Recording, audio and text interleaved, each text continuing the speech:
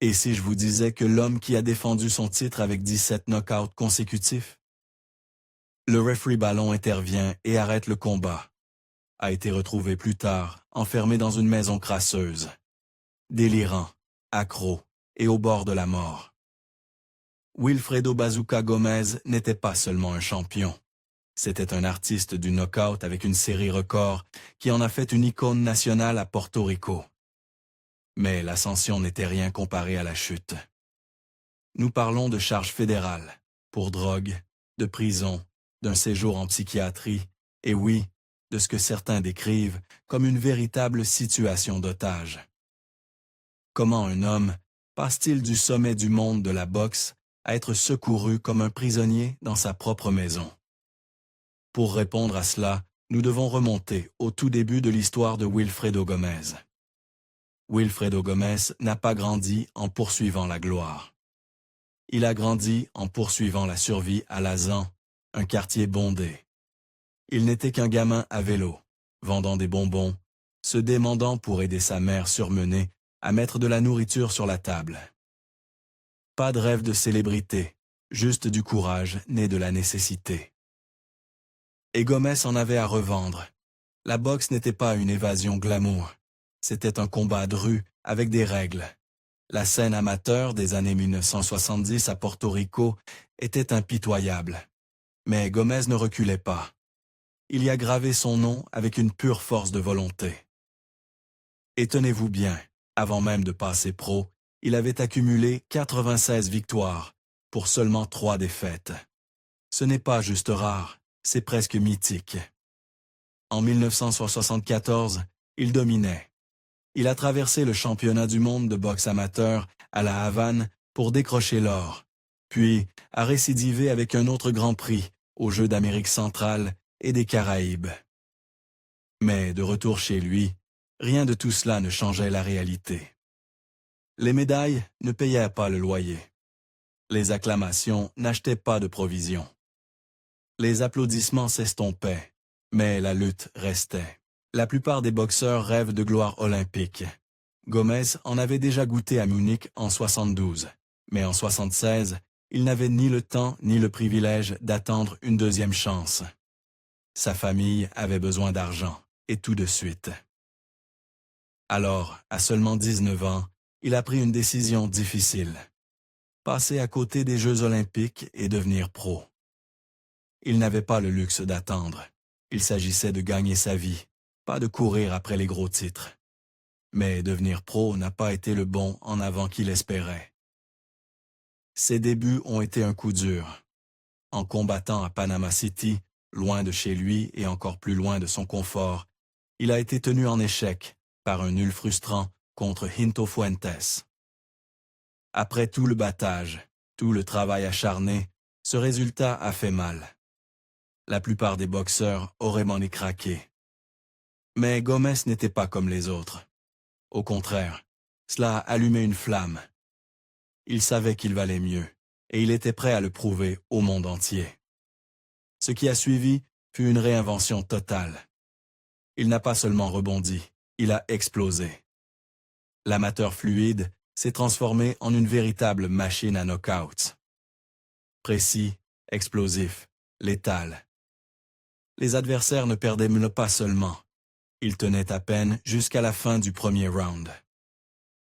Et en 1977, après seulement 16 combats, Gomez est allé droit au but, affrontant Donguni pour le titre WBC des poids supercoques. Ce n'était pas un combat facile, mais Gomez l'a démoli pièce par pièce et a fini le travail au 12e round. Cette ceinture n'était pas seulement un trophée, c'était une validation. Le gamin qui vendait des bonbons dans les rues de Saint-Jouan était maintenant champion du monde. Mais remporter le titre n'était que le début. Ce qui a suivi était de la pure destruction. En commençant par Yum, Gomez s'est lancé dans une série dévastatrice. 17 knockouts consécutifs dans des combats pour le titre mondial. 17. Personne dans l'histoire de la boxe n'a égalé cela. Le message était clair. Affronter Gomez n'était pas une chance pour un titre. C'était une sentence de mort. Pour les fans, chaque match devenait un événement. Pour les adversaires, il était un cauchemar dont ils ne pouvaient s'éveiller. Le surnom Bazooka lui allait parfaitement. Son style n'était pas fait de swing désordonné. C'était une destruction calculée, précise. Il démontait ses adversaires. Peu importait qu'ils aient vu son style sur des vidéos ou étudié ses combats. Au moment où il l'affrontait, il était déjà trop tard. Il trouvait leur faiblesse, l'exposait et terminait le travail. Et les fans adoraient chaque minute. Pendant un temps, il semblait que rien ne pouvait l'arrêter. Mais voici la partie folle. Même en dominant, il y avait des murmures. Des murmures sur son tempérament, sur des raccourcis pris, sur une superstar qui ne s'entraînait pas toujours comme telle. La gloire avait trouvé Gomez, et tout le monde n'appréciait pas comment il la gérait.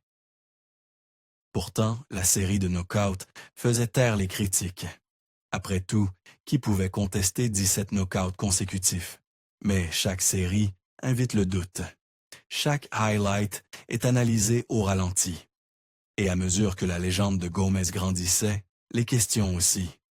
Toutes ces victoires étaient-elles propres? La destruction était-elle aussi pure qu'elle en avait l'air? Parce que parfois, les plus grandes victoires cachent les fissures les plus profondes. Certains boxeurs sont connus pour leurs knockouts, mais avec Wilfredo Gomez, c'est le chaos qui les accompagnait. Ces plus grandes victoires ont déclenché des débats qui ne sont toujours pas clos. La question n'était jamais seulement « a-t-il gagné ?» mais « que s'est-il vraiment passé là-dedans et jusqu'où est-il allé ?» Prenez 1978, lorsqu'il a affronté Carlos Zarate. Ce n'était pas juste une autre défense de titre. Zarate arrivait invaincu, 52-0, avec une réputation de finisseur précoce. L'engouement était à son comble. Deux champions, tous deux invaincus, tous deux artistes du knockout. Mais en coulisses, les choses s'effilochaient déjà. Zarate n'était pas en bonne santé. Il s'était presque tué pour atteindre le poids, suant dans des saunas et même dans des voitures de chauffée, juste pour atteindre la limite des 122 livres. Il y avait des rumeurs de maladie. Certains parlaient d'un rhume, d'autres chuchotaient sur une pneumonie. Il a plus tard affirmé avoir été forcé de combattre sous la menace de poursuites judiciaires. Quelle que soit la vérité, lorsqu'il est entré sur le ring, ce n'était plus le même combattant. Rien de tout cela n'avait d'importance une fois la cloche sonnée, cependant. Et Gomez, il sentait le sang. Il est sorti agressif, traquant Zarate et plaçant des coups plus nets, plus tranchants. Les premiers rounds étaient compétitifs, mais est arrivé le quatrième, où le vrai drame a éclaté. Gomez a mis Zarate au tapis 2 fois. Mais voici le problème. Cela s'est produit après la cloche.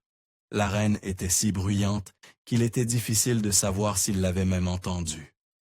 Certains ont appelé ça un accident, d'autres y ont vu un coup bas. Le débat a commencé là et n'a jamais vraiment cessé. Ça a empiré au 5e. Zarate était déjà épuisé. Et après un autre knockdown, Gomez l'a frappé d'un direct alors qu'il était encore à terre. Pas de zone grise ici, c'était une faute claire. L'arbitre Harry Gibbs est intervenu, mais n'a pas arrêté le combat. Pas de disqualification, pas de déduction de points, juste un bref avertissement, puis retour à l'action. Quelques instants plus tard, Zarate touchait à nouveau le sol et c'était fini. Gomez a gagné par TKO. Sur le papier, c'était une autre victoire dominante, mais pour beaucoup de fans et de puristes de la boxe, ça semblait sale. Gomez aurait-il dû être disqualifié? Le combat méritait-il même d'être enregistré vu l'état physique de Zarate? Ça dépend à qui vous posez la question. Avance rapide à 1985. Gomez poursuivait un 3e titre mondial, cette fois chez les poids légers juniors, et a obtenu sa chance contre Rocky LaCage. La ceinture WBA était en jeu, et Gomez avait l'avantage du terrain à San Juan. Mais LaCage s'en moquait. Le combat était serré, vraiment serré. Il est entré vif, agressif et a repoussé Gomez tôt. Les experts au bord du ring, y compris le Dr Freddy Pacheco de NBC, donnaient clairement Lockridge en tête. Pacheco le scorait avec 6 points d'avance, mais dans les derniers rounds, Gomez a trouvé une autre vitesse. L'Associated Press a noté qu'il a pris le contrôle au 11e round avec des combinaisons rapides et des déplacements intelligents pour influencer les juges. Et alors que Gomez frappait avec son direct, paraissant un peu plus confiant. Quand les scores sont tombés, ils étaient extrêmement serrés. 2 juges donnèrent Gomez gagnant d'1 point. Un autre a appelé ça un nul. San Juan a explosé. Tout le monde était outré. Décision unanime.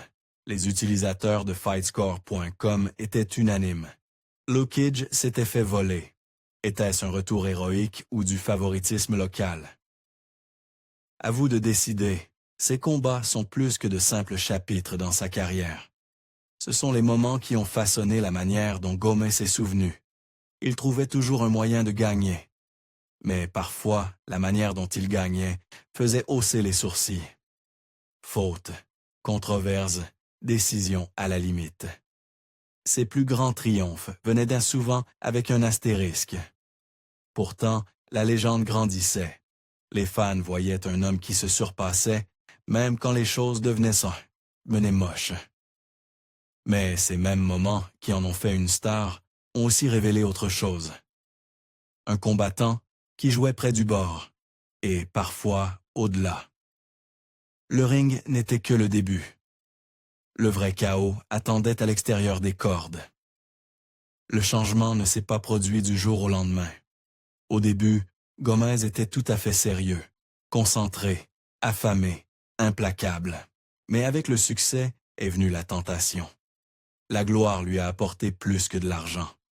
Elle lui a apporté des voitures rapides, des nuits folles et des distractions infinies. De l'extérieur, il semblait avoir réussi. Mais la discipline qui avait construit Bazooka commençait à s'effriter. C'est une chose de profiter des fruits de son travail, c'en est une autre de les laisser vous consumer. Bientôt, son nom faisait les gros titres pour toutes les mauvaises raisons. Les knockouts étaient toujours là, mais les scandales aussi, et une réputation de vivre grand et de courir après chaque frisson. Et à mesure que les victoires s'accumulaient et que les projecteurs devenaient plus brûlants, son appétit pour l'attention et l'indulgence grandissait aussi. Il est devenu accro à la performance en dehors du ring, transformant chaque conférence de presse en spectacle, chaque pesée en théâtre. Il provoquait ses adversaires avec une arrogance qui frôlait l'excès, cherchant toujours l'avantage psychologique. Battre quelqu'un ne suffisait pas. Il voulait humilier, les briser avant même la première cloche. Mais quand vous vivez à 100 à l'heure, quelque chose finit par vous rattraper. Et pour Gomez, ça l'a rattrapé durement. Tout a culminé en 1981. C'est là qu'il s'est engagé dans le combat le plus dangereux de sa vie et n'était pas prêt. L'affrontement avec Salvador Sanchez était censé être son moment de gloire. Au lieu de cela, il a révélé à quel point il s'était égaré. Dans la préparation, il ne s'est pas contenté de provoquer. Il a franchi des lignes que même les boxeurs les plus bruyants évitaient. Il a traité Sanchez de collégienne, de prostituée. Ce n'était pas de la hype, c'était du venin. Mais cette fois, les jeux psychologiques se sont retournés contre lui. Sanchez a complètement ignoré l'appât, s'en est servi comme carburant et est entré dans le combat plus concentré que jamais. Gomez, pas tellement. Il faisait la fête sur un bateau de croisière quelques semaines avant le combat, ne s'entraînant pas concentré, flottant dans les distractions, pendant que Sanchez affûtait ses armes. Don King a même dû l'appeler par téléphone satellite pour le supplier de prendre ça au sérieux. La réponse de Gomez, il voulait que le combat soit reporté. Ce n'était plus le gamin affamé de San Juan. C'était un homme qui perdait son tranchant et qui allait le payer. Parce que quand la cloche a sonné, le prix de cette croisière s'est fait sentir. Les résultats furent un brutal retour à la réalité. Sanchez l'a mis au tapis dès le premier round, exposant des failles qu'on n'avait jamais vues chez lui auparavant. Un direct qui fait mal. Oh mon Dieu. Il se relève après 4 et 5. Le combat a duré jusqu'au 8e round, mais à ce moment-là, il était clair que Gomez n'allait pas l'emporter. TKO. Juste comme ça, la série d'invincibilité était terminée. L'aura d'invincibilité brisée. Ce n'était pas juste une défaite, c'était un effondrement public. Les fêtes, le bateau de croisière, l'arrogance, tout cela était revenu le hanter. On pourrait penser qu'une telle raclée serait un signal d'alarme, mais pas pour Gomez. Au lieu de se recentrer, il a doublé la mise. L'alcool, les nuits tardives, le chaos, c'est devenu sa nouvelle norme. Il a continué à gagner pendant un temps, montant même de catégorie et collectionnant d'autres titres. Mais ce n'était plus pareil. La précision déclinait, l'endurance diminuait, et les murmures se faisaient au plus fort. Chaque victoire semblait un peu plus fragile, et en coulisses, il était clair que Gomez glissait. La vérité va plus loin, n'est-ce pas? Ce n'est pas juste un problème de Wilfredo Gomez. C'est un problème de boxe. Si vous suivez notre chaîne, vous savez à quel point cette histoire se répète. Le sport est rempli d'histoires comme la sienne. Des combattants qui sortant de la pauvreté, s'emparent de la gloire et s'effondrent quand l'argent et la pression arrivent. Gomez n'était pas une exception. Il n'y a pas de manuel pour gérer la célébrité quand vous avez passé votre vie à simplement essayer de survivre. Pas de guidance, pas de filet de sécurité. Et les promoteurs, les managers, ils sont heureux d'encaisser. Mais quand les projecteurs s'éteignent, ils disparaissent dans «C'est aussi». Regardez Edwin Rosario et Wilfred Bonitez, dont nous avons déjà fait une vidéo. Des champions qui ont brillé intensément et sont tombés durement. C'est un système conçu pour prendre tout ce qu'un combattant a à l'intérieur du ring et n'offrir rien une fois que les acclamations s'arrêtent. La chute de Gomez n'était pas un simple coup du sort. C'était un effondrement au ralenti, alimenté par le même panache qui avait fait de lui une star. Les moments de gloire faisaient du bien, mais ces mêmes indulgences n'étaient pas juste des avantages du succès. C'étaient des signaux d'alarme. Et quand le bruit s'est tu, ses habitudes n'ont pas disparu. Elles sont devenues plus bruyantes. Sa chute de grâce fut une plongée en piqué. Addiction, problèmes juridiques et un délitement total de l'homme autrefois célébré comme un héros national. Son déménagement au Venezuela en 1989 n'était pas une retraite, c'était plus une fuite. Mais les démons qu'il portait ne respectaient pas les frontières. Une dépendance totale a pris le dessus. La discipline qui avait fait de lui une légende dans le ring avait disparu, remplacée par le chaos, la paranoïa et l'autosabotage. Le bazooka qui autrefois pulvérisait les adversaires tirait maintenant à blanc, sans but, perdu et complètement hors de contrôle. En 1992, la chute n'était plus à huis clos. Elle a explosé en pleine lumière publique de la manière la plus choquante possible lorsque son nom est apparu dans les dossiers des tribunaux fédéraux. Pas pour un petit dérapage, mais pour quelque chose de bien plus sombre. Complicité dans la possession d'héroïne avec intention de distribuer. C'était une affaire fédérale de trafic de drogue. Pas de faux semblants, pas d'excuses, et le tribunal a dépouillé le dernier lambeau de l'image du champion. Pour ceux qui l'avaient vu s'élever des rues de San Juan à la célébrité mondiale, c'était impensable. Gomez, le héros, était devenu Gomez, le condamné. Ce n'était pas juste tragique, c'était choquant. La gloire, la fortune, l'héritage, tout cela vacillait au bord du gouffre. Mais ce n'était pas la fin. Il ne l'a pas permis. Après avoir purgé sa peine, Gomez a fait quelque chose que la plupart ne font jamais. Il s'est regardé dans le miroir et a admis qu'il avait besoin d'aide. Il s'est inscrit en cure de désintoxication en Colombie, non pas en tant que star, mais en tant qu'homme brisé, essayant de se battre pour revenir. Pour un ancien champion du monde de dire « je ne peux pas le faire seul », cela demande un autre type de force. La désintoxication était éprouvante, mais il n'a pas abandonné.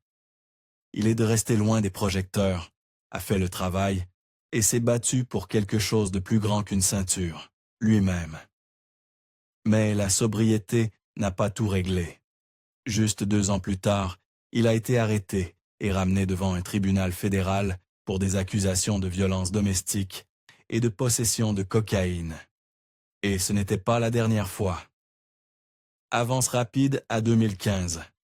Un autre appel au 911, une autre arrestation pour violence domestique.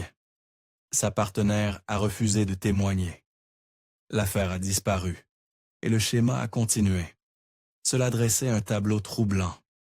Addiction, colère non résolue et la pression de vivre dans l'ombre de son ancien moi. Était-ce le prix d'une vie construite sur la violence et l'adrénaline, ou l'échec du sport à protéger ses héros une fois les lumières éteintes? Quoi qu'il en soit, le mal était fait. Gomez avait conquis des légendes avec une précision froide. Pourtant, derrière les portes closes, il continuait à frapper. Cette fois, sur les gens qui l'aimaient. Puis est venu le rebondissement que personne n'avait vu venir. La foi. Lorsqu'il était retourné à Porto Rico, c'était en tant qu'homme cherchant à se reconstruire. Selon tous les témoignages, il est resté clean. Et en 1998, il est devenu un chrétien né de nouveau, échangeant le chaos contre la conviction. Pour quelqu'un qui avait vécu sa vie dans les extrêmes, ce nouveau chapitre lui a donné quelque chose qu'il n'avait jamais vraiment eu. La paix. Il n'a pas fui son passé. Il l'a assumé. Ceux qui étaient proches de lui disent qu'il était sincère dans sa transformation. Et cette fois, le combat n'était pas contre des adversaires ou des critiques. C'était contre la rechute, le regret et l'envie de s'autodétruire. Mais tout le monde n'était pas prêt à pardonner et oublier. La mémoire publique est cruelle, et la tâche de ses problèmes juridiques n'a jamais totalement disparu. Pour chaque personne qui admirait son retour, il y en avait une autre qui ne pouvait oublier la photo d'identité judiciaire. Pour certains, il était un homme racheté. Pour d'autres, il était le boxeur qui avait tout gâché. Même en s'installant dans une vie plus calme et plus stable, il ne pouvait échapper au jugement. C'est la malédiction d'une chute publique. Vos pires moments ne meurent jamais. Et bien qu'il ait peut-être vaincu l'addiction, la vie n'en avait pas fini de le tester. Parce que juste quand les choses semblaient en se calmer, la vraie tragédie a frappé. Son corps a finalement commencé à lâcher. En 2018, il a été hospitalisé pour une pneumonie et un œdème pulmonaire. Ses poumons se remplissaient de liquide et respirer devenait un combat qu'il pouvait à peine gagner. Mais ce n'était que le début d'un effondrement plus profond. Le vrai choc est survenu en mars 2022. Les nouvelles ont rapporté que Gomez avait été retrouvé dans des conditions horrifiantes à Cupi-San-Juan. Les rapports étaient difficiles à lire. Barbu, négligé, sale, le visage et les jambes enflées. Le champion, autrefois fier, était maintenant presque méconnaissable, vivant dans la crasse, oublié par le monde qu'il avait autrefois adulé. Et l'histoire devient encore plus sombre. Gomez n'était pas seulement négligé. Il était prétendument retenu en otage par son ex-amante, Diana Sevilla Villalobos. Selon la famille et les amis, y compris sa femme, Carolina Gamboa, et le champion Victor Cass, ils ont dû organiser un sauvetage. Un sauvetage pour un homme qui autrefois faisait tomber des légendes sur le ring. C'était surréaliste. Une icône déchue retenue captive dans sa propre maison. Mais ce n'était pas seulement un déclin physique. Après avoir été extrait de ce que les autorités ont décrit comme une situation d'exploitation, Gomez a été immédiatement conduit dans un hôpital psychiatrique. C'est là que la vérité est devenue indéniable. Ce n'était pas juste l'après-coup de quelques mauvais choix. C'était l'ombre longue d'une vie de guerre, un esprit usé par la violence, l'addiction et des années d'instabilité. La réaction à Porto Rico et dans la communauté de la boxe était un mélange de chagrin et d'indignation. La sympathie affluait pour lui, un héros national qui avait tout donné au sport, pour finir isolé, brisé et à peine en vie. Mais la sympathie s'est rapidement transformée en colère. Comment en était-on arrivé là? Où étaient les gens qui prétendaient tenir à lui? Comment une légende peut-elle sombrer si loin dans l'oubli sans que personne n'intervienne? Certains pointaient du doigt ceux qui étaient les plus proches de lui.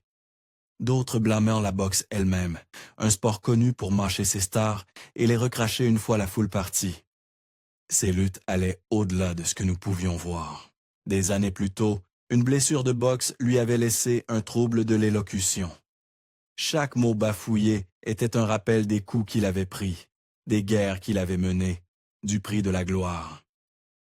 Et comme tant d'autres avant lui, Gomes a dû faire face à la réalité qu'il y a peu de soutien pour les athlètes une fois leur carrière terminée. Les projecteurs disparaissent, mais la douleur, jamais. Ce n'est pas seulement une question des choix personnels de Gomes. C'est une réflexion accablante sur la manière dont la boxe abandonne ses héros. Les combattants comme lui sortent de la pauvreté, donnent tout sur le ring et se retrouvent avec rien. Pas de pension, pas de feuille de route, pas de filet de sécurité, juste le silence. L'incident d'otage l'a rendu brutalement clair. Si les rapports étaient en vrai, la santé déclinante de Gomes en avait fait une cible facile pour la manipulation. L'idée qu'un ancien champion puisse être retenu contre sa volonté, coupé de toute aide, montre à quel point il était devenu vulnérable. Ce moment a révélé à quel point l'infrastructure pour les combattants vieillissants est défaillante. Le nom de Wilfredo Gomes aura toujours du poids. Sa série de knock-out, ses titres mondiaux, son intronisation au Hall of Fame, tout cela est gravé dans l'histoire de la boxe. Mais des moments comme celui-ci servent d'avertissement sobre sur ce qui peut arriver quand les lumières s'éteignent et que le soutien disparaît. C'est là que la légende s'efface et que l'homme est laissé à se battre seul. C'est la complexité de Wilfredo Gomes, un héros, une victime de ses propres choix et un survivant tout à la fois. La faute est d'un compliqué. Alors, dites-nous ce que vous en pensez. Étaient-ce ceux qui étaient les plus proches de lui qui n'ont pas su intervenir? L'industrie qui a profité de son sang et de son talent, ou était-ce une combinaison de choix personnels et de négligence systémique? Partagez vos pensées dans les commentaires ci-dessous. Et si l'histoire de Wilfredo Gomes vous a touché, ne la laissez pas s'effacer comme tant d'autres l'ont fait. Cliquez sur le bouton like, abonnez-vous pour plus d'histoires qui vont au-delà du ring et donnez votre avis. Comment la boxe devrait-elle traiter ces héros déchus?